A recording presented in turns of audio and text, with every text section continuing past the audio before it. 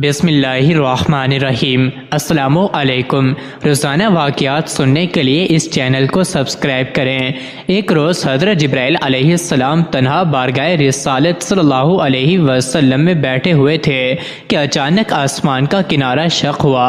نبی کریم صلی اللہ علیہ وسلم نے دیکھا کہ جیسے ہی آسمان کا کنارہ شق ہوا، جبرائیل سمٹنا شروع ہو گئے، سر زمین پر رکھنے لگے، یعنی اس قدر جھکے کہ یوں لگتا تھا گویا سرزمین کو لگ رہا ہے، اور ان پر تواضع اور عاجزی، خوف اور گھبراہٹ کے آثار نمایاں ہونے لگے۔ حضرت جبرائیل علیہ السلام اسی حالت میں تھے کہ انسانی شکل میں ایک فرشتہ حضور صلی اللہ علیہ وآلہ وسلم کے پاس نمودار ہوا۔ فرشتے نے عرض کیا، اے محمد صلی اللہ علیہ وآلہ وسلم، آپ کا پروردگار آپ پر سلام فرماتا ہے اور آپ کو اختیار دیتا ہے کہ آپ چاہیں تو آپ کو بادشاہ پیغمبر بنا دیا جائے، اور اگر آپ چاہیں تو آپ بندہ منش پیغمبر کی طرح زندگی بسر کریں۔ اس فرشتے نے جب یوں اللہ عز و جل کا پیغام پہنچایا تو حضور نے کچھ توقع فرمایا اور سوچنے لگے، بالآخر سامنے گردن جھکائے عاجزی کے ساتھ بیٹھے۔ حضرت جبرائیل علیہ السلام کی طرف دیکھا۔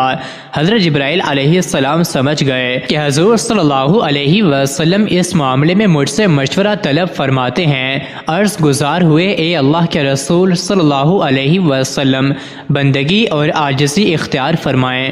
حضور صلی اللہ علیہ وسلم نے آنے والے فرشتے کو جواب دیا کہ میں بندوں کی طرح زندگی بسر کروں گا، مجھے بادشاہی نہیں چاہیے۔ وہ فرشتہ یہ جواب سن کر دوبارہ آسمان کی طرف عروج کر گیا تو حضرت جبرائیل علیہ السلام بھی اپنی اصلی حالت پر واپس آ گئے۔ حضور صلی اللہ علیہ وآلہ وسلم نے جبرائیل علیہ السلام کو اس انداز سے دیکھا تو فرمایا، اے جبرائیل، میں تم سے پوچھنا چاہتا تھا کہ یہ فرشتہ کون ہے جسے دیکھنے کے بعد تم پر عجیب حالت طاری ہو گئی۔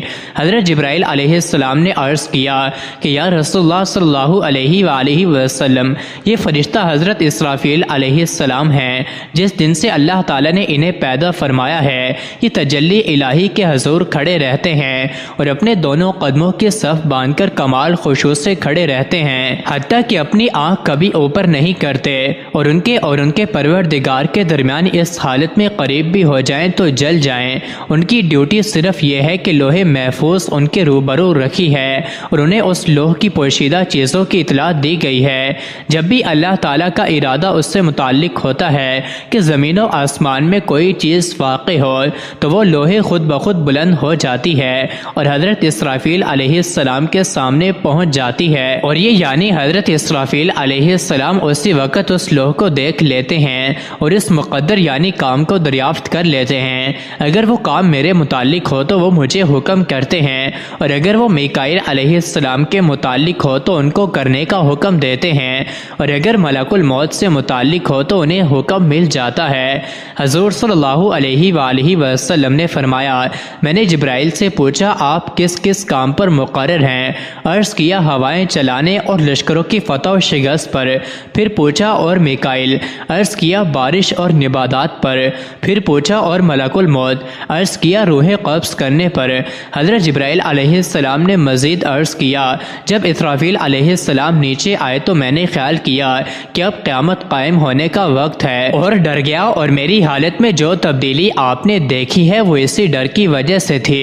حضرت اسرافیل علیہ السلام اللہ کے وہ معزز فرشتے ہیں جو اپنے منہ میں سور لیے ہوئے ہیں کہ جیسے ہی انہیں حکم ہوگا یہ سور پھونک دیں گے اور یہ قیامت کے قائم ہونے کا دن ہوگا۔ اوپر بیان کردہ روایت کے مطابق حضرت اسرافیل علیہ السلام اس حوالے سے تمام فرشتوں سے افضل ہیں، کیا قرب و منزلت اور لوح محفوظ کی پوشیدہ چیزوں پر مطلع ہونے میں سب سے آگے ہیں، یہاں تک کہ حضرت جبرائیل، میکائیل و عزرائیل علیہ السلام پر بھی حکم چلاتے ہیں۔